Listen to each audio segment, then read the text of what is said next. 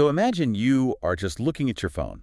You're having a perfectly normal day, just scrolling through your feed, and you see a post from a friend. Right, just regular mindless scrolling. Exactly. But this post, uh, it's alarming. They are distressed. Someone has actually come onto their property with a weapon. Oh, wow. That is terrifying. It is a terrifying situation. Yeah. So wanting to be supportive, you leave a completely innocent, practical comment. Something like, I'm so sorry this is happening. I hope you have cameras on your property. Yeah, totally reasonable. Helpful, even. Right. You hit reply, you set your phone down, and you grab a cup of coffee. But then, like 30 seconds later, your screen lights up. Oh, no. Then it lights up again. And again, Oh. your notifications are absolutely exploding. That stomach drop feeling, right? Yes. The worst feeling. A local woman, someone notorious in your hometown for, practicing black magic, breaking the law, and just generally being a chaotic menace, is suddenly attacking you. Out of nowhere. Out of nowhere, she is threatening you online. She's calling you a liar, cursing you out, and starting this massive digital fire. And the wildest part of all of this, the original fight had absolutely nothing to do with her. Welcome to the modern internet. I mean, it is the absolute definition of an unregulated war zone. It really, really is. And the psychological whiplash of that experience, going from a mundane Tuesday morning to suddenly being the target of unprovoked, vicious hostility, I mean, it's something almost everyone with a smartphone has experienced in some form. We've all been there. That sudden adrenaline spike, the heart pounding in your chest, and the immediate urge to just type out a furious scorched earth response. The absolute worst instinct, but it's so natural. Right. So welcome everyone to a very special, uniquely fiery deep dive today. We are so glad you were here with us because today our mission is to take you on a journey right through the heart of that modern chaos. Yes. We are navigating the incredibly messy, often toxic world of internet drama, cyberbullying, and, hometown beefs. And here's the twist. We're going to learn how to survive it and transcend it, actually, by using ancient divine wisdom. It is such a fascinating juxtaposition. I mean, we are taking the most contemporary, relatable problem, the digital argument, the comments section brawl, and applying a thousands of years old blueprint to it. We really are. And the vibe for today's deep dive is entirely set by the writings of author Blazon Faya, specifically from the book Lost, Alone, and Afraid, and a profound section called The Abigail Blueprint. Yeah, we are leaning heavily into what we are calling the Fayaverse vibe today. Oh, absolutely. If you aren't familiar with it, the energy in this writing is intense. It's about cutting through the absolute messiness of modern life, the pettiness we see every single day, and hitting it with unapologetic, powerful truths. Exactly. It is about demanding a higher standard of behavior in a world that, quite frankly, profits off our lowest instinct. Right. The algorithms love the mess. And the author presents us with a really incredible blend of perspectives to unpack today. On one hand, we have these very raw, contemporary social media anecdotes about local drama. We are talking about literal Facebook comment sections. The trenches. The absolute trenches. But then, that modern reality is placed right up against a deep historical and theological examination of a biblical figure named Abigail. And we aren't just looking at the standard, simplified Sunday school version of her story. No, not at all. We are going to examine it through the incredibly rich ancient lens of the Ethiopian Orthodox Tewahedo Church. Which I have to say completely blew my mind when we were prepping for this. I cannot wait to get into that theology. This will be so good. But the core question we are trying to answer for you today is this. How do we transition from being petty, reactionary figures like the classic internet troll who lives for drama, to embodying the diplomacy, the emotional intelligence, and the peacemaking power, what the author calls a warrior woman king? A great question. And to really understand the cure, we have to deeply understand the disease. Right. So let's break down the anatomy of this modern messiness. Let's talk about the root lady. The root lady. I mean, this is the antagonist of our modern anecdote, and she represents a very specific archetype of human behavior. Yeah, definitely an archetype. According to the author's narrative, this is a local figure in their hometown. Now, the author doesn't live there anymore, but, keeps up with the community online. As we all do. As we do. And this woman is known around town for dabbling in roots, so black magic, witchcraft, and being involved in some pretty messy, illegal doings. Right. She is a known entity. Like, everyone in town knows what she's about. She had a reputation for a complete lack of a moral compass and essentially operating without any sense of, right or wrong. She just doesn't care whose day she ruins. Exactly. Hmm. So let's go back to that scenario I painted at the beginning. The author is scrolling Facebook. A friend posts a terrifying video saying people have come onto his property with a gun and threatened him. Which is incredibly alarming. Like, this isn't just online gossip. This is the threat of physical violence. Real-world high-stakes threat. So the author, seeing a friend in distress, leaves that simple, supportive comment, "I hope you have cameras on your property." It's completely benign. So benign. But before the author can even blink, the root lady replies, completely unprovoked. She says, first of all, he's lying, blah, blah, blah. She instantly attacks the author, who is a complete bystander. Just jumping right in to start a fire. And the author immediately recognizes who this is and is highly offended. Because, I mean, why are you replying to me? Why are you on this man's page harassing him and the people engaging with his content? What is fascinating here, really, are the mechanics of this escalation. The original conflict, the actual dispute, was between the Facebook friend who posted the video and the root lady's current boyfriend. Right, it was between the two guys. This was an issue between two grown men, but instead of letting those men work out their differences or, I don't know, iron out whatever misunderstanding happened regarding the property line or the threat, this woman inserts herself into the problem. She just shoves her way in. She actively seeks out the digital battlefield and starts firing shots at anyone standing nearby. The author notes that on almost every post this man makes, she is there in the comments saying the most immature, indecent, disrespectful, violent things. She is pouring gasoline on a fire that isn't even technically hers. It's just chaos for the sake of chaos. But hold on, let's unpack this for a second, because I want to play devil's advocate. I can hear someone listening right now thinking, wait, isn't she just defending her man? Oh, that's the classic excuse. Right. If I see someone publicly attacking my partner online, my instinct is absolutely to jump in and defend them. So isn't there a fine line between usurping authority and just having your partner's back? How does the author differentiate the two? That is the exact defense people use for this kind of behavior, and it's a crucial distinction to make. People love to say, I'm just being loyal, or I ride or die for my people. Yeah, ride or die. We hear that all the time. But if we look at the mechanics of healthy loyalty versus toxic ego, they look entirely different. True loyalty is private, it's supportive, and it's solution-oriented. Oh, solution-oriented. That's a big one. If your partner is in a high-stakes conflict involving weapons and police, true loyalty is sitting down with them in the living room and saying, how do we de-escalate this? How do we keep you safe? It's helping them navigate the storm, not, dragging more people into it. Precisely. What the root lady is doing is performative aggression. Performative aggression. I love that term. She is usurping authority. Think about what it means to usurp. It means to take a position of power illegally or by force.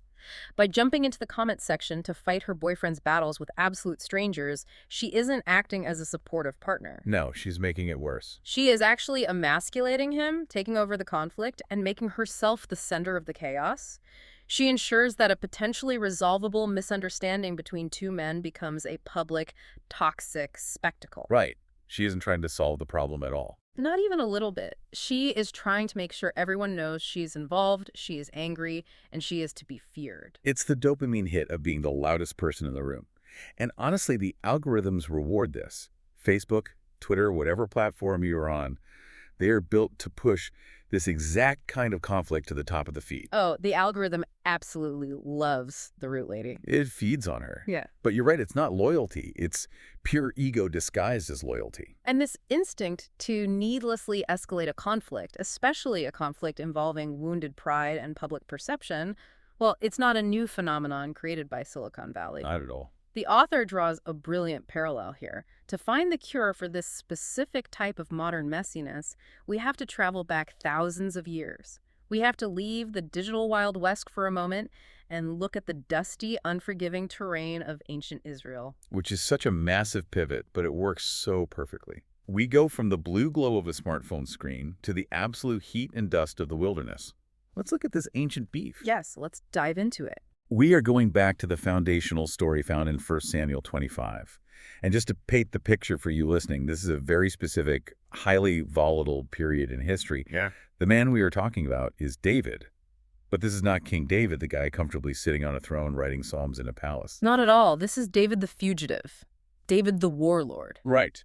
He is on the run for his life from King Saul, the current reigning monarch, who has become incredibly paranoid and wants David dead. So David has been driven into the wilderness of Paran. And he isn't alone out there, is he? No, he has a militia of about 600 hardened, desperate, heavily armed men with them. They are living off the land, essentially operating as a shadow government or, a rogue army. You have to imagine the stress of that. 600 men. They need food, they need water, they need supplies. I mean, how are they surviving out there in the desert? They survived through what was essentially an ancient protection economy. The protection economy, explain that. While out in the wilderness, away from the king's centralized military, wealthy landowners and their shepherds were incredibly vulnerable. They were constantly targeted by bandits, rival tribes, and wild animals. So it was dangerous business. Very dangerous. David and his 600 men stepped into that void. They provided an informal but highly effective security detail. They built a wall of protection around these massive flocks, ensuring that not a single sheep went missing. Okay, so they were providing a real, valuable service. Exactly. And in this specific region, a place called Carmel, there is a very wealthy landowner who benefits massively from David's unofficial security force. His name is Nabal, and the text gives us a brutal character profile right out of the gate. He's described as harsh and evil in his doings. Even his name, Nabal, literally translates to fool. Yeah, and it's highly likely Nabal's was a nickname given to him by the community, reflecting his reputation rather than his actual birth name. That makes sense. He is the ancient equivalent of the wealthy, arrogant, untouchable local boss who thinks the rules just don't apply to him. He sounds delightful. So it comes time for sheep shearing, and let's break down why this matters. In this culture, sheep shearing wasn't just like agricultural chores. It was a massive festival. Oh, right. It was a huge deal. It was the ancient equivalent of the harvest being brought in, the quarterly profits being realized. Exactly. It was a season demanding extreme hospitality and generosity. It was the specific time of year when you paid your debts, you rewarded your workers, and you shared your wealth with the community. You threw massive feasts. Massive feasts. So David, acting entirely within the cultural norms and economic expectations of the time, sends 10 of his young men as messengers to Nabal's estate. He sends a very polite, incredibly respectful request. He basically says, "Peace be to you, peace to your house. We have been protecting your shepherds and your sheep all season out in the wilderness. We didn't harm them, and nothing went missing. It's feast time. Could you please spare whatever provisions you have on hand for my men as a gesture of gratitude?" Right. It's essentially a polite invoice for services rendered. It is a completely reasonable request. But Nabal responds with an insult that is designed to inflict maximum humiliation. He doesn't just say, "No, we are short on food," or "I don't have enough to spare." He attacks David's identity and his political standing. He says, "Who is David? Who is the son of Jesse? There are many servants nowadays who break away from their masters. Shall I take my bread and my water and my meat and give it to men when I do not know where they are from?" That is brutal. It's politically devastating. By asking, "Who is David?" Nabal is pretending he doesn't know the most famous warrior in the land. Which is just so petty. It is. But worse, by calling him a servant who breaks away from his master, Nabal is actively aligning himself with King Saul. He is calling David a treasonous runaway slave. Ouch. He is publicly denying David's legitimacy and his honor right in front of David's own men. Nabal sends the messengers back empty-handed and deeply humiliated. Now let's look at David's reaction. Because when those messengers get back to camp and report what Nabal said, David's reaction is instantaneous. He doesn't hold a council. He doesn't take a deep breath. He just explodes. The text is chillingly brief about his orders. He simply tells his men, "Every man gird on his sword." He commands 400 of his men to strap on their weapons, leaving 200 to guard the camp, and they march. 400 men. Let's just visualize the physical reality of this for a second. 400 battle-hardened men, strapping on armor, grabbing swords, marching through the heat and the dust, fueled entirely by adrenaline and a leader's bruised ego. It's a terrifying image. David makes a terrifying vow out loud. He vows that he will march on Nabal's estate and that he will not leave a single male alive by morning.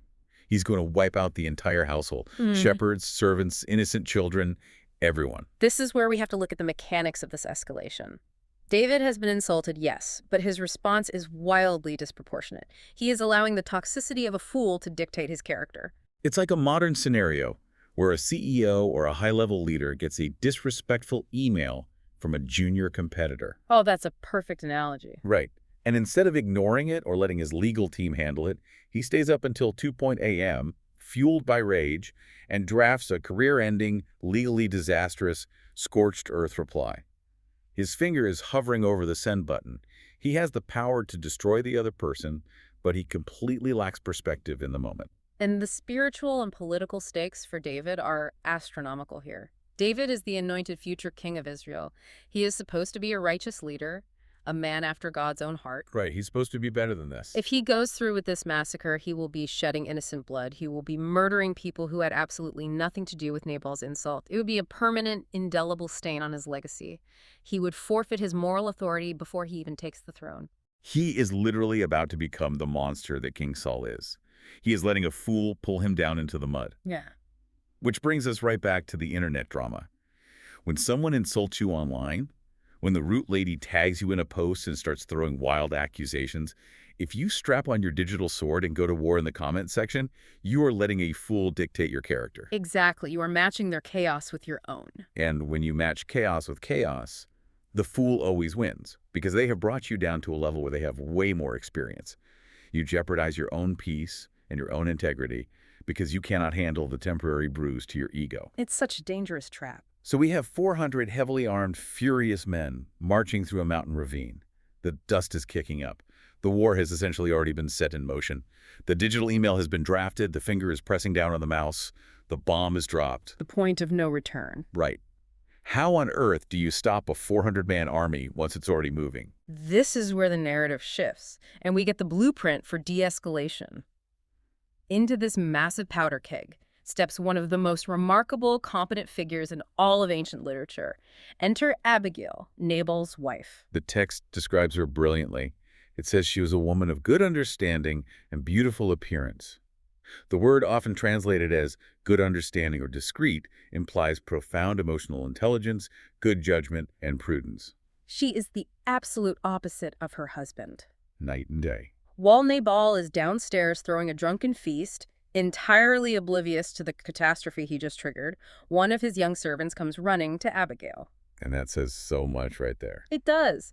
The servant knows that David is not a man to be trifled with. He bypasses Nabal entirely, which tells you everything you need to know about the power dynamics in that household. They know who the real boss is. Exactly. The servant tells Abigail, disaster is determined against our master and against all his household, for he is such a scoundrel that one cannot speak to him. The servants know she is the only adult in the room. And what Abigail does next is staggering. She doesn't go to her husband and cry. She doesn't ask for permission to fix the problem he created. No time for that. She acts with incredible, decisive, independent speed. We have to break down the logistics of her response because it highlights her profound competence. Without telling her husband, she immediately organizes an apology package that is essentially a military supply convoy. Yeah, this isn't just throwing some leftovers in a basket. Let's run down the inventory of this gift she throws together, presumably in a matter of hours. Okay, let's hear it. 200 loaves of bread, 2 skins of wine, 5 dressed sheep, meaning these sheep are already slaughtered, cleaned, prepared, and ready to cook. Wow. 5 seahs of roasted grain, which is a massive amount of high-calorie food, 100 clusters of raisins, and 200 cakes of pressed figs. Think about the physical labor of organizing, preparing, and loading all that onto a caravan of donkeys in a pre-industrial society. It's an administrative feat. It really is. But more importantly, look at what she packed. She didn't just pack a peace offering. She packed the specific provisions an army on the move actually needs. Raisins and pressed figs are high-energy, non-perishable travel rations. Exactly. She is anticipating the physical needs of 400 marching men. She is neutralizing the practical grievance immediately. She is solving the physical problem before she even addresses the emotional problem. But the food is only the first part of her strategy. The real masterclass happens when she rides out to intercept the danger. She sends her servants ahead with the food, and she rides behind them on a donkey. Imagine the cinematic tension of this scene. You have a narrow, dusty mountain ravine. Coming down one side are 400 men marching with murder on their minds, led by a warlord whose ego has been shattered. The dust is rising. The armor is clinking. And riding down the opposite side of the ravine to meet them, alone, unarmed, on a donkey, is Abigail. Chills. Just chills. She is physically placing her own body between the swords and her household. That is the definition of courage. She intercepts the war party. And as soon as she sees David, she quickly dismounts, falls on her face, and bows down to the ground. And then she gives the speech. The author breaks down the speech she gives, and it is considered by historical scholars to be an absolute masterpiece of rhetoric. If we analyze her rhetorical moves, we can see exactly how she dismantles David's rage piece by piece. Her first move is to take the blame. She falls at his feet and says, "On me, my lord, on me let this iniquity be." She asks that the blame for Nabal's foolish actions be placed entirely on her shoulders. Okay, let's pause right there. Iniquity is a heavy word. What is she actually doing in plain English? She's basically saying, punish me for the crime my husband committed, right? Right. But is that fair? I mean, it feels like she's just offering herself as a doormat for a toxic husband. Why would she do that? That is the modern cynical read, definitely. But if you look at the mechanics of power, she is doing something incredibly strategic. By offering herself as the guilty party, she shatters the mirror of David's anger. David is marching to strike down an arrogant, wealthy, treasonous man. He is ready for a fight, but suddenly he is faced with a humble, innocent, brilliant woman who is offering to pay the debt. Oh, wow. You cannot fight a war against someone who has already surrendered and taken the blame. It short-circuits his wrath. She absorbs the kinetic energy of his anger so it cannot destroy her home. Oh, that is brilliant. She essentially breaks his momentum, and then she makes her second move, which is even smarter. The author identifies this as the prophecy. Yes. She doesn't just beg for her life. She speaks directly to David's identity and his future. She reminds him of who he is supposed to be. She says, "The Lord will certainly make for my Lord an enduring house, because my Lord fights the battles of the Lord." And then she uses this incredible phrase.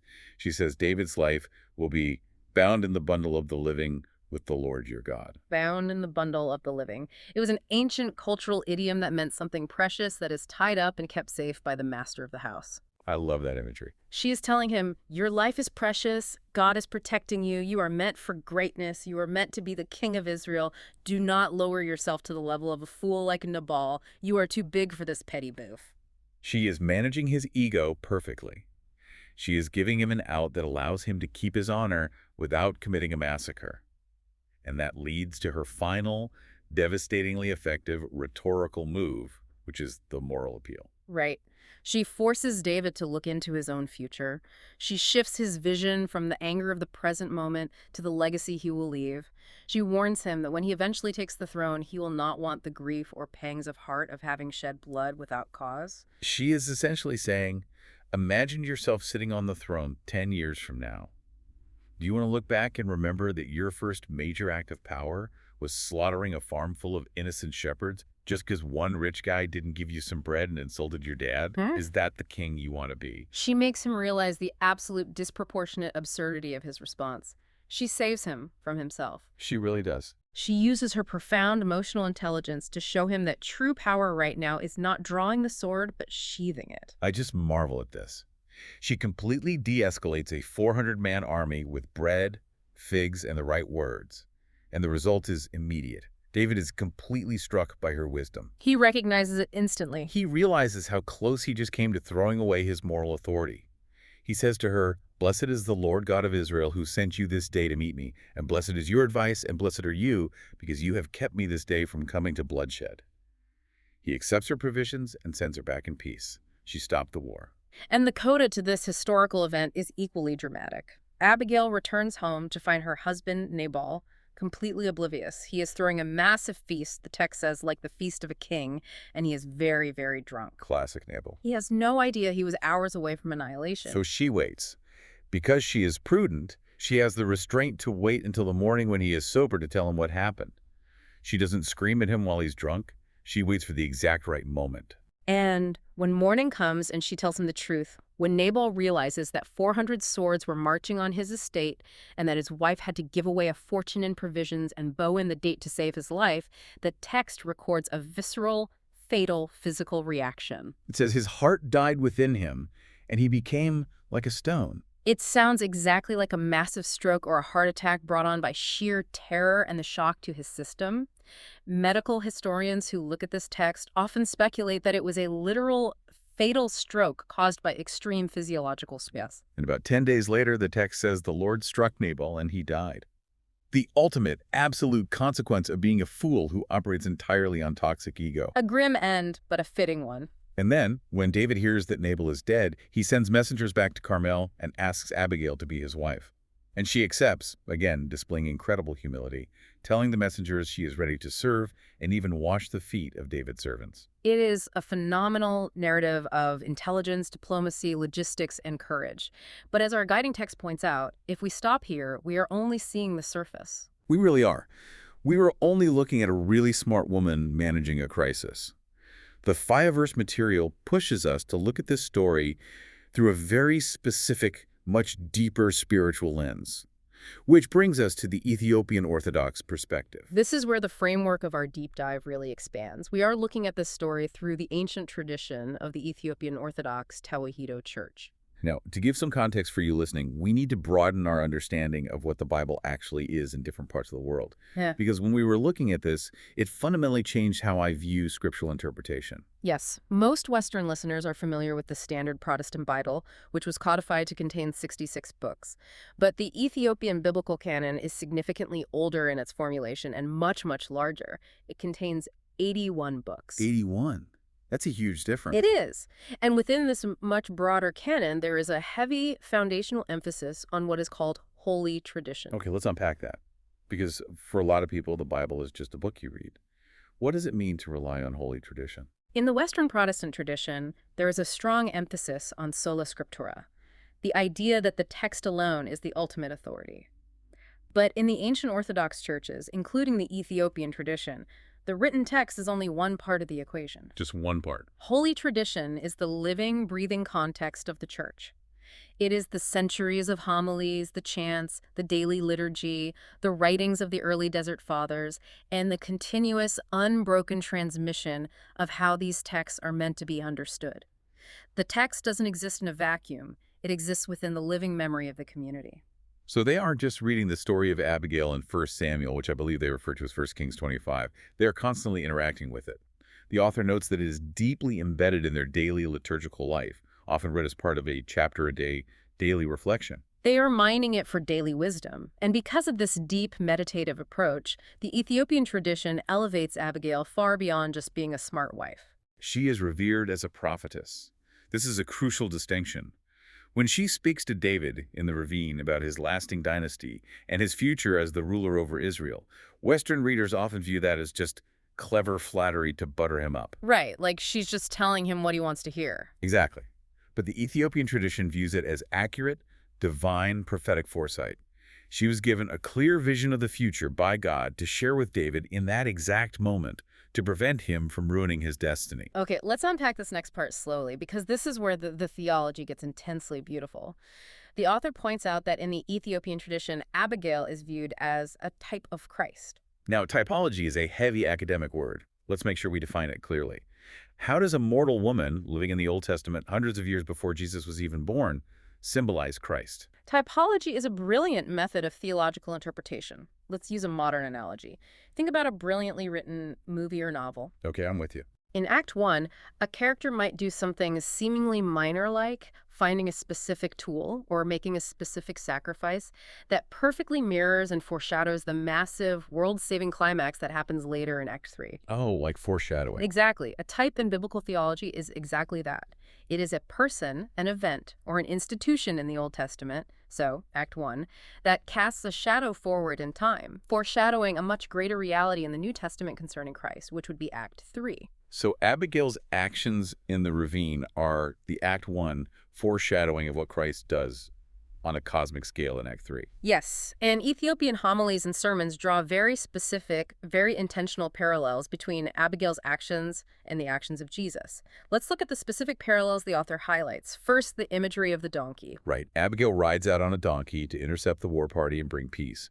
And the church sees this as a direct parallel to Jesus' humble entry into Jerusalem on Palm Sunday. Yes, exactly. Jesus rides a donkey, the humble beast of burden, to establish a kingdom of peace, actively rejecting the imagery of riding a war horse or a chariot to establish a kingdom of violence. The humility of the beast is the message. Then there is the profound theological connection in the phrase she uses, "Upon me, let this iniquity be." When we paused earlier to discuss why she would take the blame for Nabal's crime, Well, this is the ultimate reason why the church reveres her. Okay, lay it on me. In the Ethiopian tradition, when Abigail takes the blame for sins she did not commit in order to save her household from destruction, she is perfectly mirroring the fundamental act of the atonement. The atonement, meaning Christ taking on the sins of humanity, the iniquity of the world, to make peace between God and man. Yes, she is the innocent one voluntarily absorbing the wrath meant for the guilty. She takes the debt upon herself. Furthermore, she acts as a powerful symbol of intercession. Intercession, that's a huge theme. In Orthodox theology, intercession is crucial. Abigail is seen as a precursor to the role of the Virgin Mary. She is the compassionate, maternal figure who stands in the gap.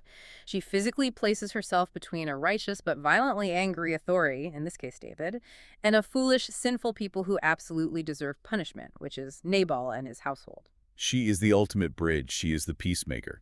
And this creates a profound theological dichotomy that the author points out is taught in the Ethiopian church. It's the contrast of the flesh versus the spirit. Let's explore that. Nabal, the fool, represents the earthly, stubborn, arrogant flesh, the ego. He represents the part of human nature that refuses to apologize, that demands its own way, and that provokes conflict out of pure pride. He is the part of us that desperately wants to argue in the Facebook comments at 3 a.m. Precisely. While Abigail represents the wisdom of the Holy Spirit, she brings peace, foresight, humility, and provision. She is the vessel of divine intervention, preventing what we can call a war of pride. A war of pride. That phrase is chilling because it is exactly what is happening in the digital world every single minute of every single day. Wars of pride. Everywhere you look online. Which brings us perfectly to the climax of our deep dive today. How do we synthesize all of this? How do we connect this ancient 81-book theology, this Act 1 foreshadowing of Christ, back to the present day? How do we apply this to the Root Lady and the Facebook comment section? To do that, we have to bring back author Blazon Faya's core manifesto. It is a direct, fiery challenge to modern readers. I want you to read it exactly as it is presented in the text. I am going to read it with the energy it was written with, all caps and everything. You ready? Ready? The author writes, "If your man is arguing or going to war with another man, as a woman, you do not insert yourself only to cause more problems." It is a stark, absolute boundary, and it perfectly encapsulates the lesson of the Abigail story applied to modern relationships and online behavior. Let's put the Root Lady side by side with Abigail and look at the ultimate contrast. Okay, let's do it. On one side, we have the Root Lady from the hometown drama. She sees a conflict that isn't hers, a dispute over a property line and armed men. What does she do? She doesn't try to solve it. No. She uses her local reputation for black magic and illegal activities to intimidate. She uses loud insults, disrespect, and performative violence in the comments section. She usurps authority from the actual people involved just to pour gasoline on a fire. She is a modern-day Nabal. She is entirely flesh, entirely ego, entirely foolishness. She is creating a war of pride because she thinks her volume equates to power. And on the other side, we have Abigail. She sees a conflict that threatens her entire household. 400 armed men are coming to slaughter her family because of her husband's stupidity. What does she do? She acts. But she doesn't get on her donkey to go talk trash to David. She doesn't cast a hex. She doesn't jump into the ancient equivalent of a comment section and call David a liar. She uses speed, massive logistical diplomacy, profound humility, and spiritual foresight to absorb the anger and completely defuse the bomb. And this is where we have to extrapolate the core lesson for you, the listener, because modern society, and specifically internet culture, constantly lies to us about what power looks like. It really, really does. We are told that power is clapping back. Power is having the sickest burn on Twitter. Power is exposing someone, canceling them, or being so aggressively loud that everyone else is too exhausted to argue with you. That's the lie. The author is defining true power for us here through the Abigail blueprint. Real power isn't loud, it isn't messy, it isn't found in being feared because you dabble in local witchcraft or because you are an online bully. And it certainly isn't found in getting the last word in a comment section. So what is it? If the Root Lady isn't powerful, what is the definition of the warrior woman king the author talks about? Real power is having the emotional intelligence and the strategic foresight to stop a war before it starts. Real power is the ability to de-escalate a situation that everyone else is trying to set on fire. It requires an immense amount of internal strength to look at a chaotic situation and decide, I am going to absorb this kinetic energy rather than reflect it. It's the ultimate irony of that phrase, isn't it? Warrior woman king. When you hear the word warrior, You immediately think of someone with a sword chopping off heads, taking names, and being loud and violent. Right, a gladiator. But the author is pointing out that acting as a true warrior woman king actually requires profound, radical humility. It requires strength under control. There's this Greek concept of praus, often translated as meekness, but it doesn't mean weakness. It means a wild horse that has been tamed. It is immense power brought under disciplined control. Yes, it's the willingness to take the blame or to actively de-escalate even when you did absolutely nothing wrong. It's Abigail falling on her face and saying, "Let this iniquity be on me," even when you have the perfect comeback drafted in your notes app. Oh, deleting that draft is the hardest part. It is. Even when you are completely in the right and the other person is being a total Nabal, you choose peace, just to preserve, as she beautifully said, the bundle of the living. You choose to protect your own peace and the peace of your community over feeding your ego. Because the moment you engage with a fool on their terms, you elevate their foolishness and degrade your own wisdom. You preserve your energy for the actual battles in your life, your purpose, your family, your growth, not for petty squabbles in a digital void. Wow, we have covered a massive amount of ground today. I feel like my brain is buzzing. Let's do a quick summary as we move toward the end of our time together. Just think about the sheer scope of the journey we just took you on today. It has been quite a trajectory, really connecting the incredibly mundane to the profoundly sacred. We started with a messy, toxic, hometown Facebook thread about a property line and a security camera. We analyzed the psychology of the root lady and the performative aggression of the internet. Then we traveled back 3,000 years to a dusty ravine in ancient Carmel to watch a brilliant woman intercept a 400-man military ambush with bread, figs, and rhetoric. What a pivot. And then we explored the deep, ancient 81-book theology of the Ethiopian Orthodox Church, looking at the concept of topology and how a mortal woman on a donkey foreshadowed the peacemaking power of Christ's atonement. And finally, we brought all of that ancient wisdom all the way back to the glowing modern smartphone screen currently sitting in your hand. And so, because the goal of this deep dive isn't just to entertain you with history, but to actually equip you, we have to ask you the critical "so what" question. We have to challenge you to evaluate your own digital and real-world interactions through this lens. The next time you see drama exploding online, the next time someone insults you in a text message, the next time you feel that massive adrenaline spike and the overwhelming urge to insert yourself into a conflict that is not yours to fight, what are you going to do? Are you going to act like the root lady? Are you going to usurp authority, perform for the crowd, and pour gasoline on the fire just to feed your own ego and get a hit of dopamine? Or are you going to channel the profound controlled strength of Abigail? Are you going to pack 200 loaves of bread, metaphorically speaking, to intercept the anger, neutralize the grievance, and bring peace to the ravine? It is a choice we have to make every single day in the modern world. It really is. And I want to leave you with one final provocative thought to mull over as you go about the rest of your week. Something that builds on everything we talked about today, but flips the script on how we view resistance. All right, what is the thought? We live in an internet culture and a society that actively financially rewards us for being the loudest, most aggressive root lady in the room. The algorithms of every major social media platform literally promote conflict. They promote the messy, violent, disrespectful comments because outrage drives engagement. They literally monetize the words of pride. They profit off of us acting like Nabal. Exactly. The entire system is rigged to make you a fool. So in a system designed from the ground up to make you a Nabal, what if the most rebellious, world-changing, anti-establishment thing you can do today isn't to post a fiery clapback? What if the most powerful thing you can do is to simply stay silent, log off, and cultivate the quiet, bulletproof wisdom of Abigail? What if true rebellion in the 21st century is refusing to show up to the digital war zone altogether? That is a thought I am going to be chewing on for a very, very long time. Because if real power is stopping a war, sometimes the absolute best, most authoritative way to do that is to simply refuse to step onto the battlefield.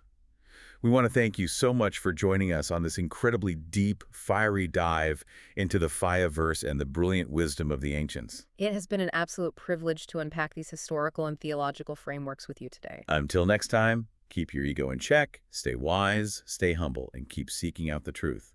We will talk to you soon. Blaze up! Ready or not? Yeah, I'm coming for the crown now.